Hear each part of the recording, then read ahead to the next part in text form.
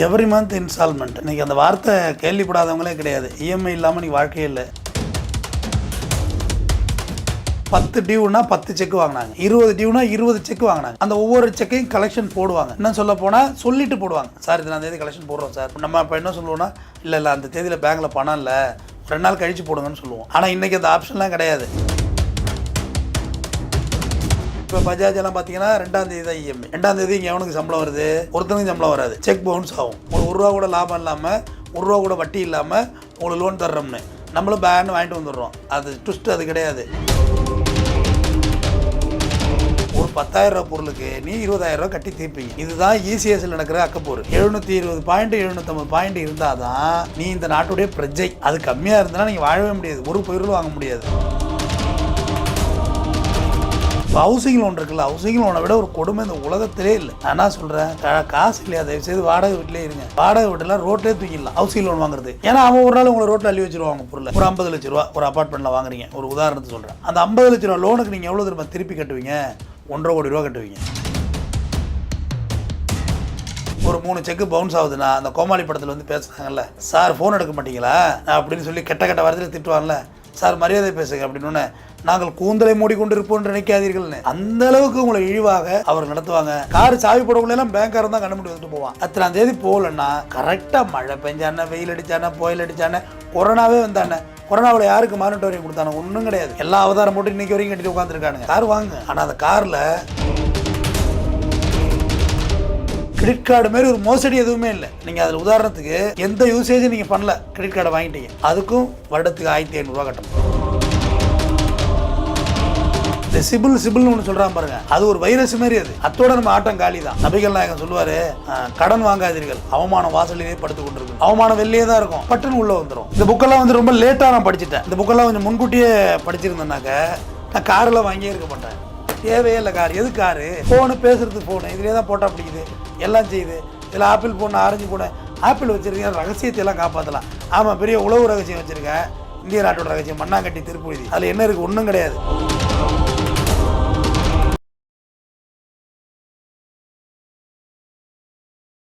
EMI குறித்து வழக்கறிஞர் RS Tamilvendhan அவர்களுடன் நம்ம பேச இருக்கிறோம். சார் வணக்கம் சார். வணக்கங்க சார். இப்போ இஎம்ஐ அப்படின்னா வந்து என்ன சார் அது? நீங்கள் எவ்ரி மந்த் இன்ஸ்டால்மெண்ட்டு. இன்றைக்கி அந்த வார்த்தை கேள்விப்படாதவங்களே கிடையாது. இஎம்ஐ இல்லாமல் நீ வாழ்க்கையே இல்லை. இன்னும் முதல்ல வந்து ஆரம்பத்தில் பார்த்திங்கன்னா ரொம்ப மெதுவாக வந்து பூத்தாங்க, மாத தவணையாக கட்டுங்க அப்படின்னு சொன்னாங்க. அப்புறம் அதை அப்படியே பேங்க் அக்கௌண்ட்லேருந்து கிரெடிட் பண்ண ஆரம்பித்தாங்க. அப்புறம் எலக்ட்ரானிக் கிளியரன்ஸ் செக், ECS அப்படின்னு ஒரு செக்கை நம்மள்கிட்ட வாங்குவாங்க. அதுக்கு முன்னாடி 10 டியூனா 10 செக்கு வாங்கினாங்க, 20 டியூனா 20 செக்கு வாங்கினாங்க. அந்த ஒவ்வொரு செக்கையும் கலெக்ஷன் போடுவாங்க. இன்னும் சொல்ல போனால் சொல்லிட்டு போடுவாங்க, சார் இது நான் தேதி கலெக்ஷன் போடுறோம் சார். அப்படி நம்ம இப்போ என்ன சொல்லுவோம்னா, இல்லை அந்த தேதியில் பேங்கில் பணம் இல்லை, 2 நாள் கழித்து போடுங்கன்னு சொல்லுவோம். ஆனால் இன்றைக்கி அந்த ஆப்ஷன்லாம் கிடையாது. ஒன்ஸு உங்கள் OTP, Aadhaar card, pan card உங்கள் செல் நம்பரில் லாகின் பண்ணிட்டாங்கன்னா நீங்கள் அதுக்கு மாதிரி செக்லீஃப்லாம் தர வேண்டியதில்லை. அது ஆட்டோமேட்டிக் நீங்கள் வந்து எப்போ இப்போ ஃப்ரிட்ஜ் வாங்கிக்கலாம், ஏசி வாங்கிக்கலாம், என்ன வேணால் வாங்கிக்கலாம், போயிட்டே தான் இருக்குது. அது எல்லாமே ECS, எலக்ட்ரானிக் கிளியரன்ஸ் செக்ஸ். இப்போ உதாரணத்துக்கு இப்போ பஜாஜ் எல்லாம் பார்த்தீங்கன்னா 2ஆம் தேதி தான் இஎம்ஐ. 2ஆம் தேதி இங்கே எவனுக்கு சம்பளம் வருது? ஒருத்தனுக்கு சம்பளம் வராது. செக் பவுன்ஸ் ஆகும். ஏன்னா 0% டவுன் பேமெண்ட்டில் உங்களுக்கு லோன் தர்றாங்க, 0% இன்ட்ரெஸ்ட்டில். அவங்களுக்கு ரொம்ப ஆசை இல்லை, உங்களுக்கு 1 ரூபா கூட லாபம் இல்லாமல், 1 ரூபா கூட வட்டி இல்லாமல் உங்களுக்கு லோன் தர்றோம்னு நம்மளும் பேன் வாங்கிட்டு வந்துடுறோம். அது ட்விஸ்ட் அது கிடையாது. 2ஆம் தேதி அவன் அக்கௌண்ட்லேயும் பணம் இருக்காது. ஏன்னா 10ஆம் தேதிக்கு மேலே தான் நம்ம பணமே வரும், சம்பளம் வரும், இல்லை ஏதோ ரொட்டேஷன் வரும். 2ஆம் தேதி செக் பவுன்ஸ் ஆகும். செக் பவுன்சிங்கில் ஒரு லாபம் வந்துக்கிட்டு இருக்கும், உங்களுக்கு ப்ராஃபிட்டு. உங்களுக்கு ஒரு பவுன்சிங், எனக்கு ஒரு பவுன்சிங். அந்த செக் பவுன்ஸுக்கு ஒரு சார்ஜ். ஓகே, அடுத்து லேட்டட் பேமெண்ட், மறுபடியும் லேட்டாக கொண்ட பேமெண்ட் கட்டுறீங்களா, அதில் ஒரு சார்ஜ். ஆக மொத்தத்தில் ஒரு 10,000 ரூபா பொருளுக்கு நீ 20,000 ரூபா கட்டி தீர்ப்பீங்க. இதுதான் ECSல நடக்கிற அக்கப்போர். இந்த ECS பார்த்திங்கன்னா இன்றைக்கி வந்து எஜுகேஷனுக்கு வரையும் வந்துட்டு, பள்ளிக்கூடம் படிக்கிறோம்ல, அதுக்கு வரையும் ECS போட்டு நீங்கள் லோன் வாங்கலாம். Car, bike, AC, fridge, computer, laptop, washing machine, cellphone எல்லாத்துக்கும் உண்டு. மூவபிள் அண்ட் இம்மூவபிள் ப்ராப்பர்ட்டிக்கு. நான் ஒரு காலத்தில் கொலாட்ரல் லோன் தான் கொடுத்தாங்க. உங்கள்கிட்ட லேண்ட் டாக்குமெண்ட் இருக்கணும், கார் RC புக் இருக்கணும். இப்போ அதெல்லாம் கிடையவே கிடையாது. எல்லாத்துக்கும் லோன் உண்டு. காரணம், நீங்கள் இந்த சிபிலை விட்டு நீங்கள் தப்பிக்கவே முடியாது. 720 பாயிண்ட் 750 பாயிண்ட் இருந்தால் தான் நீ இந்த நாட்டுடைய பிரஜை.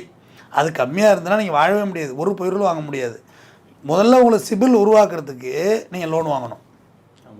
இப்போ போய் லோனே வாங்காதவங்க கொண்ட பேன் கார்டை கொடுத்தீங்கன்னா சிபிலே இருக்காது உங்களுக்கு. முதல்ல ஒரு லோன் வாங்கினா இப்போ டவுன் பேமெண்ட் கூட கட்ட சொல்லுவாங்க. உதாரணத்துக்கு ஒரு ஏசி ஒரு 30,000 40,000 வாங்குறீங்கன்னா 15,000 கட்டுங்க அப்படிம்பாங்க. பாக்கி ECS போடுவாங்க. பாக்கி ECS எல்லாம் அப்போ தான் நீங்கள் செக்கெல்லாம் கொடுப்பீங்க. ஒழுங்காக கட்டிட்டீங்கன்னா உங்கள் சிபில் பாயிண்ட் 750 வந்துடும். ஆனால் ஒரு செக் பவுன்ஸ் ஆனாலும் அந்த ஒரு செக் பவுன்ஸ் காமிச்சிக்கிட்டே தான் இருக்கும். அதில் 3 நாள் டைமு. அந்த 3 நாளைக்குள்ளே கன்சர்ன் நிறுவனத்தில் போய் அவதாரத்தோட கட்டிட்டு வந்துட்டிங்கன்னா அது காமிக்காது. இப்படியா நீங்கள் கட்டுவீங்க. இப்போ ஹவுசிங் லோன் இருக்குல்ல, ஹவுசிங் லோனை விட ஒரு கொடுமை இந்த உலகத்திலே இல்லை. நான் என்ன சொல்கிறேன், காசு இல்லையா தயவுசெய்து வாடகை வீட்டிலே இருங்க. வாடகை வீட்டெல்லாம் ரோட்லேயே தூங்கிடலாம் ஹவுசிங் லோன் வாங்குறது. ஏன்னா அவன் ஒரு நாள் உங்களை ரோட்டில் அள்ளி வச்சுருவாங்க பொருளை. ஹவுசிங் லோனு ஒரு வீடு வாங்குறோன்னு வச்சுங்க, ஒரு 50 லட்ச ரூபா ஒரு அப்பார்ட்மெண்ட்டில் வாங்குறீங்க, ஒரு உதாரணத்தை சொல்கிறேன். அந்த 50 லட்ச ரூபா லோனுக்கு நீங்கள் எவ்வளோ திருப்பி கட்டுவீங்க? 1.5 கோடி ரூபா கட்டுவீங்க. கற்பனை கூட உங்களால் பண்ணி பார்க்க முடியுமா? கற்பனை பண்ணி பாருங்கள். மாதம் 40,000 EMI போடுங்க. போடவுள்ள நம்ம வீட்டில் உள்ள அறிவாளி என்னமா சொல்லுவாங்க, மாதம் 20,000 வாடகை கொடுக்குறோம், 40,000 கட்டினா வீடாகிடுது இல்லைன்னு. முதல் 5 ஆண்டுகளுக்கு வட்டியில் தான் வரவு வைப்பாங்க. அசலில் 1 ரூபா கூட போகாது, வெறும் வட்டியை தான் கட்டுவீங்க. அப்புறம் அசலில் கொஞ்சம் கொஞ்சமாக 5,000 10,000 இப்படியா போவோம். கிட்டத்தட்ட டென்யூர் பார்த்தீங்கன்னா 5 வருஷம் போடுங்கன்னெல்லாம் போட மாட்டாங்க. 40 வருஷம் 30 வருஷம் டென்யூர், 20 வருஷத்துக்கு கொஞ்சம் டென்யூர் போட மாட்டாங்க. நீ கடன்காரனாகவே தான் இருக்கணும். கடனை கட்ட கட்ட கட்ட கட்ட ஒரு 3 செக்கு பவுன்ஸ் ஆகுதுன்னா, அந்த கோமாளி படத்தில் வந்து பேசுகிறாங்கல்ல, சார் ஃபோன் எடுக்க மாட்டீங்களா அப்படின்னு சொல்லி கெட்ட கெட்ட வாரத்தில் திட்டுவாங்கல்ல, சார் மரியாதை பேசுங்க அப்படின்னு, நாங்கள் கூந்தலை மூடிக்கொண்டு இருப்போம் நினைக்காதீர்கள்னு. அந்தளவுக்கு உங்களை இழிவாக அவர் நடத்துவாங்க. நீங்கள் அவங்கள அடிச்சிங்கனாலும், போலீஸுக்கு போனாலும், அவங்கள அடித்தாலும் அன்னைக்கு ரெமெடி தான். போலீஸ் ஸ்டேஷன் போயெல்லாம் அதில் நீங்கள் ரெமெடியே எடுக்க முடியாது. போலீஸ் ஸ்டேஷன் அவன் கடன் கொடுத்தவங்க கேட்க தானே செய்வாங்க அப்படிம்பாங்க. உங்கள் டோட்டல் குடுமையும் அவங்கள்ட்ட இருக்கும். எல்லாமே நீங்கள் கையெழுத்து போட்டு கொடுத்துருவீங்க. இந்த இடத்த வந்து MOD போட்டு கொடுத்துருப்பீங்க. கடன் கட்டலைன்னா ஆட்டோமேட்டிக்காக அது பேங்க்குக்கு போயிடும். சர்ஃபாஸ் ஆக்ட் சிம்பாலிக் பொசிஷன் எடுப்பாங்க. மறுபடியும் வீட்டு வாசல் வந்து நோட்டீஸ் விட்டுவாங்க. தண்டரா போடுவோம். இன்றைக்கும் தண்டரா முறை இருக்குது. எல்லாம் போட்டு வீட்டை தூக்கிட்டு போயிடுவாங்க.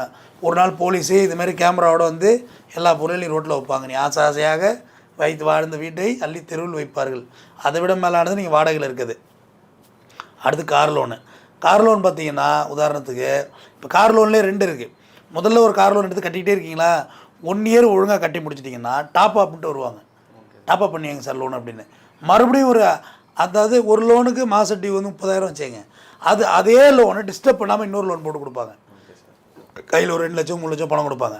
அதுக்கு மாதம் ஒரு 12,000 10,000 ECS. இது ஒரு டேட்டில் போகும், அது ஒரு டேட்டில் போகும். செத்தீர்கள் நீங்கள். கடன் கட்டியே மாள வேண்டியதான். அந்த கார் சாவி போடக்குள்ளெல்லாம் பேங்க்காரன் தான் கண்டுபிடி வந்துட்டு போவான். 10ஆம் தேதி போகலன்னா கரெக்டாக மழை பெஞ்சானே, வெயில் அடித்தானே, புயல் அடித்தானே, கொரோனாவே வந்தானே. கொரோனாவில் யாருக்கு மானிட்டோரியம் கொடுத்தானே? ஒன்றும் கிடையாது. எல்லா அவதாரம் போட்டு இன்றைக்கி வரைக்கும் கட்டிட்டு உட்காந்துருக்கானுங்க. கரெக்டாக அந்த தேதி எடுத்துருவாங்க. உதாரணத்துக்கு ஒரு 15 லட்ச ரூபா லோன் வாங்குறீங்க, கார் லோன் வாங்குறீங்கன்னா கிட்டத்தட்ட திருப்பி 8 லட்ச ரூபா கட்டுறது 26 லட்சம் அந்த மாதிரி கட்டுவீங்க. அதாவது பாதி வட்டியில் போய் கட்டுவீங்க. பவுன்சிங் சார்ஜ் அது தனியாக இருக்கும். கரெக்டாக அந்த தேதியில் எடுத்துகிட்டு லோனு கடன் போயிட்டே இருக்கும். அப்போ நீங்கள் கேட்கலாம், சார் நாங்கள் காரே வாங்கக்கூடாதா? அந்த கடைசி வரையும் நாங்கள் வாடகை காரில் கார் வாங்க, ஆனால் அந்த காரில் 50% மேலே உங்கள் கை காசு இருந்தால் கார் வாங்க. உதாரணத்துக்கு இப்போல்லாம் 7-8 லட்ச ரூபாய்க்கெல்லாம் புது கார் வந்துட்டுங்க. டாட்டாவிலே போடுறாங்க நல்ல காரெல்லாம். ஒரு 7 லட்ச ரூபாய்க்கு காருன்னா குறைந்தபட்சம் 4 லட்சம் இல்லை 3 லட்சம் கையில் வச்சுங்க தாராளமாக. 3 லட்சத்தை டவுன் பேமெண்ட்டாக கட்டுங்க. சார் 0 டவுன் பேமெண்ட்டில் கார் தரத்துக்கெல்லாம் கம்பெனி இருக்குது. 1 ரூபா டவுன் பேமெண்ட் கிடையாது.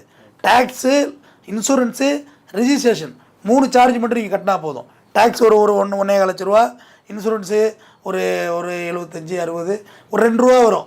RTO செலவெல்லாம் சேர்த்து 2 லட்சம். அது மட்டும் கட்டுங்க. கம்பெனி 0வில் தான் வண்டி தர்றான், இன்றைக்கி கொடுத்துக்கிட்டு இருக்கான். ஆனால் அதிலெல்லாம் வாங்கிடுங்க என்றால் நீங்கள் செத்தீர்கள் தான். ஏன்னா டியூ கட்ட முடியாது உங்களால். ஃபுல் அமௌண்ட் இதில் ஏறிடும். இப்போ நீங்கள் 7 லட்சம் காரு, ஒரு 3 லட்சம் நான் கையிலேருந்து போட்டு 4 lakhs தான் டியூ.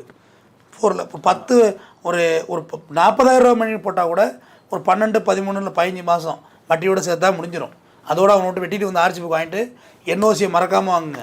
NOC வாங்காமல் வந்துடாதீங்க டியூ முடிஞ்சு போச்சுன்னு. NOC இல்லைனா எப்போ வேணுமோ வருவான். ஏதாவது ஒரு லேட்டட் பேமெண்ட்டை போட்டு ஏதோ ஒன்று பவுன்ஸ் ஆகிருக்கும், உங்களுக்கு தெரியாமல் லேட்டட் பவுண்ட் போட்டு அந்த வண்டி எந்தன்னு வந்து மறுபடியும் வந்து நிற்பாங்க. மறுபடியும் பஞ்சாயத்து பார்த்தீங்கன்னா எங்கேயும் இன்றைக்கி பணம். கிரெடிட் கார்டு மாரி ஒரு மோசடி எதுவுமே இல்லை. நீங்கள் அதில் உதாரணத்துக்கு எந்த யூசேஜும் நீங்கள் பண்ணல, கிரெடிட் கார்டை வாங்கிட்டீங்க, அதுக்கும் வருடத்துக்கு 1,500 ரூபா கட்டணும். அது கட்டலைன்னா அதுவும் சிபிலில் பாதிச்சிடும். இந்த சிபில்னு ஒன்று சொல்கிறான் பாருங்கள், அது ஒரு வைரஸ் மாரி. அது அத்தோடு நம்ம ஆட்டம் காலி தான். இந்த செல்ஃபோன் இருக்கா, செல்ஃபோன் போனால் 0 இஎம்ஐயில் எடுத்துகிட்டு வரலாம். அது ஆப்பிளாக இருக்கட்டும், ஆரஞ்சு போனாக இருக்கட்டும், தக்காளி போனாக இருக்கட்டும், நீங்கள் போனால் வாங்கிட்டு வந்துடலாம். டியூ எங்கேருந்து கட்டுறது? மாதம் மாதம் கட்டணும். ஃபோன் தொலைஞ்சு போச்சுன்னா என்ன செய்கிறது? இது ஒரு புறம். இதில் காரில் வந்து பார்த்திங்கன்னா வாடகை கார் வாங்குறவங்க என்ன தெரியுமா நினைப்பாங்க, கார் வாங்குறதுல ஃபஸ்ட்டு மென்டாலிட்டி, மாதத்தில் ஓலா ஊபர் காசு கொடுத்துருப்பாங்க. மாதம் 4000 ரூபா பக்கம் அந்த மாதம் கொடுத்துருக்கோம் ஓலாவுக்கு. ஒரு கார் வாங்கி 10,000 டியூ கட்டிட்டானுன்னு 4000 ரூபா ஒழிஞ்சு போச்சு. டயர் நீங்கள் மாற்ற வேண்டியதில்லை, டீசல் நீங்கள் போட வேண்டியதில்லை, டிரைவர் சம்பளம் நீங்கள் கொடுக்க வேண்டியதில்லை, வண்டி இடிச்சா உண்டா நீங்கள் செலவு பண்ண வேண்டியதில்லை, பார்க்கிங் பிரச்சனை கிடையாது. இப்போ நான் சொந்த கார் வச்சுருக்கேன், ஆனால் நான் அதிகமாக ஓலா ஊபர் தான் பயன்படுத்துகிறேன். ஏன்னா எனக்கு இறங்கி அப்படி டக்குன்னு நான் ஆஃபீஸ்க்குள்ளே போயிடுவேன், ஒரு வேலையை போயிடுவேன், கார் பாட்டுக்கு போயிடுவேன். அது முன்னாடியே தம்பி எவ்வளோ ஆச்சு ஈஸியாக ஜிபே பண்ணிட்டு ஓடிடுவேன். ஆனால் சொந்தக்காரனா அதுக்கு ஒரு இடணும், அது ஒரு பொட்டை வெயிலில் நிற்கும், வந்து உட்காந்தா உள்ளே அப்படியே கதை கதை கதைன்னு வெயிலாக இருக்கும்.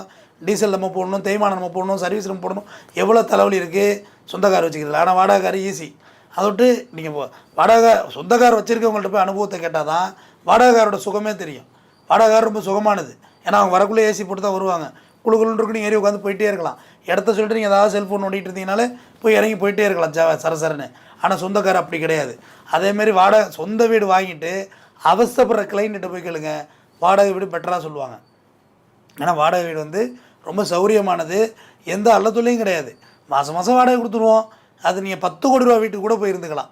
அதுக்கேற்ற வாடகை 1 லட்ச ரூபா வாடகையாக இருக்கும். ஜம்முன்னு நீங்கள் பாட்டு விட்டு நீங்கள் உண்டு ராயலாக வாழ்ந்துட்டு ஈஸியாரெலாம் போனீங்கன்னா அவ்வளோ வீடு வாடகைக்கு இருக்குது. பெரிய பங்களா வாடகைக்கு எடுத்துகிட்டு மாதம் மாதம் வாடகை கட்டிட்டு போயிடுங்க. 10 கோடி ரூபாய்க்கு இன்ட்ரெஸ்ட் என்ன, சும்மா ஒரு பைசா வட்டி போடுங்க. ஓகே, 10 கோடி ரூபாய்க்கு. ஆனால் அந்தளவுக்கு வாடகை வருமா? 10 கோடி ரூபா வீட்டில் ஒரு 2.5 லட்சம் 3 லட்ச ரூபாயில் வாடகைக்கு எடுத்துக்கலாம். பங்களா டைப்பு சொல்கிறேன். நீங்கள் பாட்டு செம ஜாலியாக இருந்துட்டு போயிட்டே இருக்கலாம். இந்த ஏரியாவை பிடிக்கல வேறு ஏரியாவுக்கு மாற்றிட்டு போயிட்டே இருக்கலாம் வீடை. ஆனால் சொந்த வீடு அப்படி கிடையாது. அதுக்கு டேக்ஸ் கட்டணும், நீங்கள் கரண்ட் பில்லு ஒழுங்காக கட்டணும், எல்லாம் ஒழுங்கு பண்ணணும். சொந்த வீட்டில் அவ்வளோ நியூசன்ஸ் இருக்குது. ஆனால் வாடகை வீட்டில் அந்த தொல்லையே கிடையாது. இந்த அப்பார்ட்மெண்ட் பிடிக்கலையா, இந்த அசோசியேஷன் நமக்கு செட் ஆகலையா, தூக்கி போட்டு நாளைக்கு வேறு ஏரியா தூக்கி போட்டு வேறு ஏரியாவுக்கு போயிட்டே இருக்கலாம். ஆனால் சொந்த வீடு அதுமாதிரி நீங்கள் போக முடியாது. அடுத்து இந்த ஃப்ரிட்ஜு, வாஷிங் மிஷின் இதெல்லாம் சொல்கிறேன். நீங்கள் கேட்கலாம், ஒரு 20,000 ரூபா ஃப்ரிட்ஜு நாங்கள் எப்போ தான் வாங்கி பார்க்குறது அப்படின்னு சொல்லி கேட்கலாம். 20,000 ரூபா 10 மாதம் 2,000 ரூபா மாதிரி டியூ கட்ட முடிஞ்ச நம்மளால் மாதம் 2,000 ரூபா சேமிச்சுக்க வாங்கிக்க வேண்டியது தானே. மாதம் 2,000 ரூபா சேமித்து 10 மாதம் புது ஃப்ரிட்ஜு காசு கொடுத்து வாங்கிடுவோம். கம்பெனிக்காரன் தள்ளியே கொடுப்பா ரேட்டை. நீங்கள் இஎம்ஐயில் போய் வாங்குறீங்களா, எந்த கம்பெனியில் டிஸ்கவுண்ட் வாங்குறீங்களா? உங்களுக்கு கிடையவே கிடையாது டிஸ்கவுண்ட்டு. ஆனால் இதை ஹார்ட் கேஷ் கொண்டு போங்க, சார் கேஷ் தான், நீங்கள் ஒரு 1000 ரூபா தள்ளுறீங்களா, தள்ளி தரீங்களா, தள்ளி தர்றாம்பாங்க. அதனால் கேஷ் கொடுத்து வாங்குறதுல கேஷ் ஆன் டெலிவரியில் அது ஒரு பெனிஃபிட் இருக்குது. ஆனால் இதில் போய் இஎம்ஐயில் போனீங்கன்னா அந்த ஒரு பெனிஃபிட் கிடையாது. இவ்வளவு அங்கே நிலம் வாங்குகிறோம்ல, நிலங்கிறது ஒரு அசட்டு. அதுக்கு எதுக்கு இஎம்ஐ? கடை வாங்கி நிலம் வாங்கினா விளங்குவோம் வாங்கினாங்க. வட்டிக்கு கடை வாங்கி பேங்கில் லோன் வாங்கி நீங்கள் வந்து நிலம் வாங்கினீங்கன்னா நீங்கள் எப்படி அதுலேருந்து விளங்க முடியும்?